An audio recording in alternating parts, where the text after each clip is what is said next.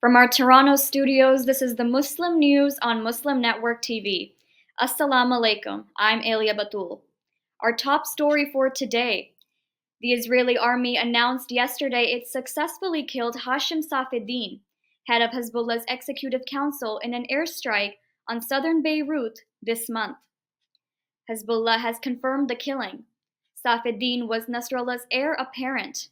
This strike, which occurred about 3 weeks ago in the Dahiya area, also reportedly killed Ali Hussein Hazima, commander of Hezbollah's intelligence headquarters, along with several other senior commanders.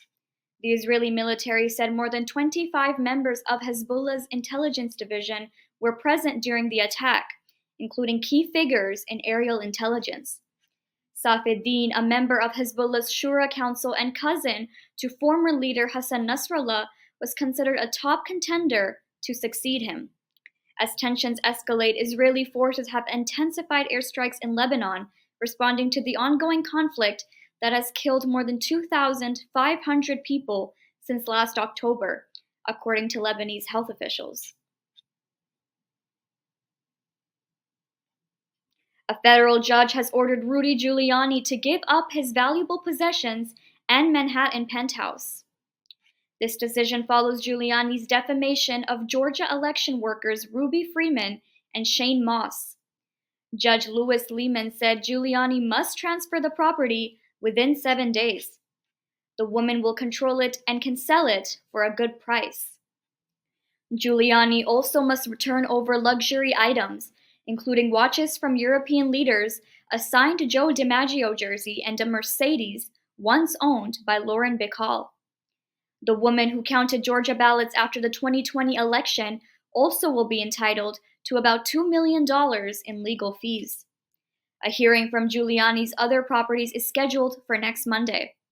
Giuliani, who previously served as the U.S. Attorney in Manhattan, has lost his law license for perpetuating false election claims.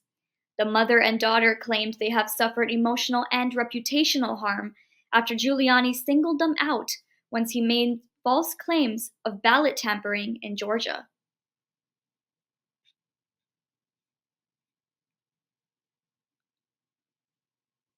Former President Donald Trump surprised attendees at a Roundtable event by targeting Vice President Kamala Harris after promising not to go after her. Trump launched a 25-minute tirade, questioning Harris's work ethic as she conducted an NBC interview instead of campaigning. 14 days left until the presidential election. She's taking a day off, Trump said, calling her lazy and making personal jabs about her intelligence. Trump also criticizes Harris's environmental policies, branding her a radical left lunatic, worse than President Joe Biden. Amid the barbs, Trump expressed gratitude towards his Republican supporters, notably praising Goya Foods CEO Bob Unanue for his backing despite controversy. As Election Day approaches, Americans are casting their ballots in record numbers, with early voting showing a remarkable uptick. The Washington Post reports a significant shift among Republicans who now are embracing early voting, in part due to a new message from former President Donald Trump. In states like Georgia, more than 1.6 million people have already voted, nearly 1/3 of the total from the last election cycle. North Carolina follows with 1.4 million early votes, while in Nevada, Republican turnout for in-person voting has outpaced that of Democrats, a notable change from 4 years ago. Nationwide, more than 18 million Americans have voted either in person or by mail, exceeding 10% of the total ballots cast in the previous election. While this early surge in voting enthusiasm is encouraging, experts caution against jumping to conclusions about voter trends. Younger voters, especially, tend to vote later. Trump's shift in stance regarding early voting marks a departure from his previous criticisms. He labeled early voting as fraudulent during the 2020 elections. Now he is encouraging his supporters to vote early, saying at a recent rally, "If you have a ballot, return it immediately." Despite this, Trump continues to express reservations about mail-in voting. He is advocating for its use while also questioning its integrity. This mixed message appears to be influencing voter behavior. Democrats still are leading in mail-in ballots across several states. As early voting ramps up, election officials expect continued strong participation, highlighting early voting methods were gaining popularity even before the pandemic. In Michigan, early voting has just begun, with thousands already taking part.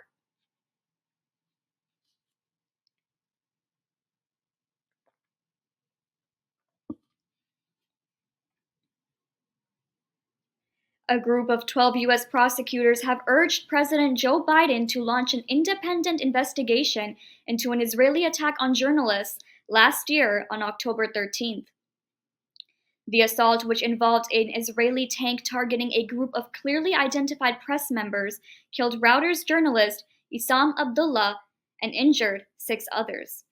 Among the injured was American Dylan Collins, who sustained severe shrapnel wounds. In a letter to Biden and top officials, the prosecutors, including Vermont Senator Bernie Sanders and Peter Welch, criticized the State Department's previous reliance on Israel's internal investigation. They emphasized the need for an impartial inquiry by the Department of Justice. They cited a pattern of unaccountability from the Israeli government regarding attacks on journalists. Despite claims from Israeli Prime Minister Benjamin Netanyahu about an investigation, prosecutors noted no witnesses have been contacted or updates provided.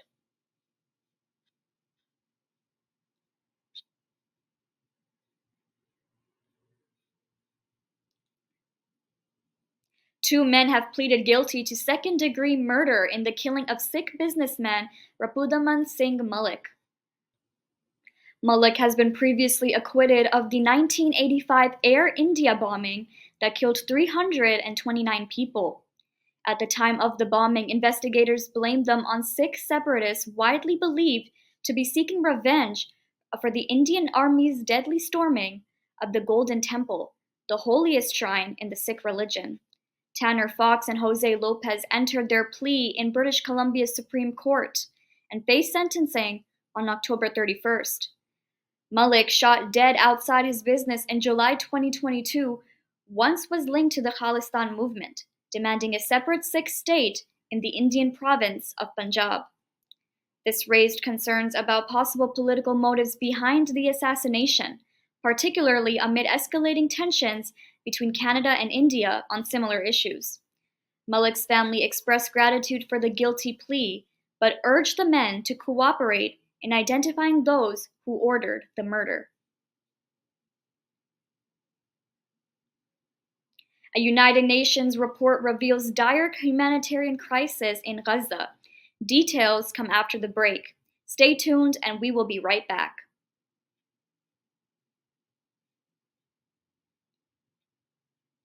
A new UN report reveals Israel's ongoing bombardment of the Gaza Strip has obliterated nearly 7 decades of humanitarian development in just over a year. The UN Development Program estimates poverty in Gaza will soar to 74.3%, affecting more than 2.6 million people. The region's Humanitarian Development Index has plummeted to levels not seen since 1955. The report highlights 93% of children are consuming fewer food groups, leading to severe malnutrition. Infrastructure is devastated, with schools and hospitals destroyed and 625,000 students unable to access education. Infectious diseases are rampant, posing additional threat to public health. UN officials warn of a protracted development crisis, stressing the urgent need for a sustainable recovery strategy amid escalating humanitarian suffering. At least 10,317 students and 416 educational staff has been killed in Gaza. Hashem Steiner, a UNDP administrator, said the report's findings confirm that amid the immediate suffering and horrific loss of life, a serious development crisis is unfolding.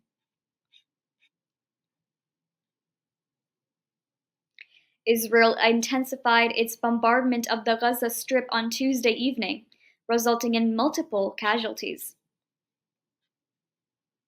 At least 7 Palestinians died when an Israeli airstrike hit the Zayd bin Haritha school in Beit Lahia, which was housing displaced residents.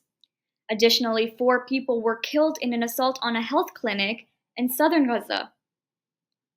Sorry, give me 1 second. My throat is... Let me just drink water.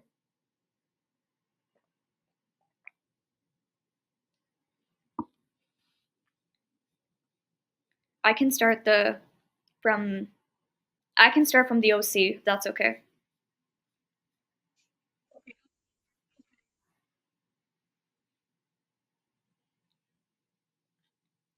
Israel intensified its bombardment of the Gaza Strip on Tuesday evening, resulting in multiple casualties. At least 7 Palestinians died when an Israeli airstrike hit the Zayd bin Haritha school in Beit Lahia, which was housing displaced residents. Additionally, 4 people were killed in an assault on a health clinic in southern Gaza. Witnesses reported widespread injuries following the attack on the school, highlighting Israel's continued targeting of civilian facilities, including schools and hospitals. Reports indicate homes in Jabalia refugee camp are being set ablaze, exacerbating the dire situation. Human rights organizations have condemned these actions, asserting Palestinians in northern Gaza are cut off from the world amid the ongoing assault.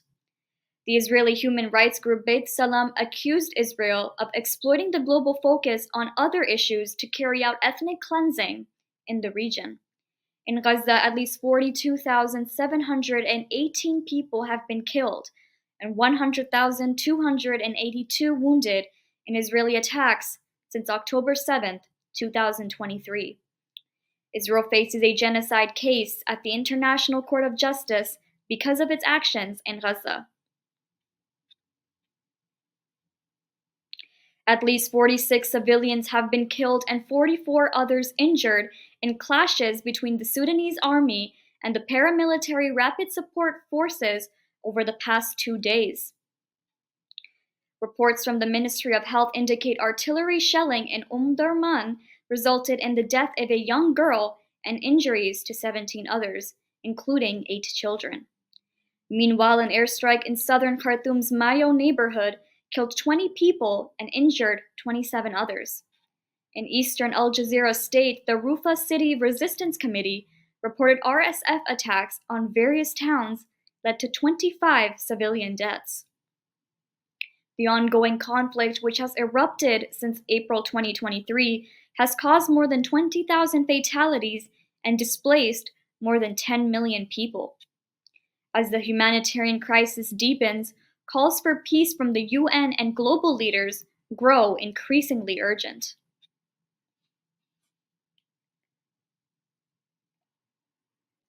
Russian President Vladimir Putin opened the 3-day BRICs summit in Kazan, welcoming representatives from 36 nations. This marks the largest foreign policy event in Russia's history, showcasing a bloc that now accounts for 45% of the world's population and 35% of its economy. This summit is the first since BRICS expanded its membership earlier this year to include nations like Egypt, Iran, and the UAE, amid ongoing tensions with the West due to the Ukraine conflict. With leaders including China's Xi Jinping and India's Narendra Modi in attendance, the summit aims to bolster economic ties and propose alternatives to Western-dominated financial systems. As part of diplomatic efforts, Putin is scheduled for about 20 bilateral meetings, reinforcing Russia's strategic partnerships, particularly with India and China. Modi underscores the importance of peace in Ukraine during his discussions, while South Africa's President Ramaphosa praised Russia as a steadfast ally. The summit is a testament to Russia's aspirations to redefine its role on the international stage. Proposed projects include the creation of a new payment system that would offer an alternative to the global bank messaging network SWIFT and allow Moscow to avoid Western sanctions and trade with its partners.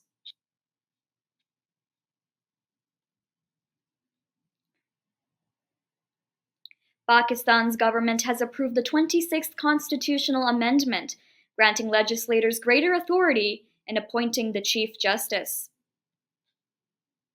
Passed during an early morning National Assembly session, the amendment allows a parliamentary committee to select the Supreme Court's Chief Justice, who now will serve a fixed 3-year term. This change follows months of tensions between the government and the judiciary, particularly as the courts previously sided with jailed former Prime Minister Imran Khan and his Pakistan Tehreek-e-Insaf party. Prime Minister Shehbaz Sharif hailed the amendment as a testament to parliamentary supremacy. PTI leaders condemned it as an attempt to undermine judicial independence. Analysts warned these changes could escalate tensions between the state's branches, potentially leading to a standoff between the judiciary and the government. Khan remains a formidable political force, continuing to challenge the establishment despite his imprisonment. That's all from our Toronto studios. Thank you for watching Muslim News. We are a community channel dedicated to bringing you stories you can trust. Please like, share, and subscribe to our content. You can also comment to let us know what you think of our coverage. You can donate now by visiting muslimnetwork.tv/donate. For more content, keep watching Muslim Network TV. Assalamu alaikum.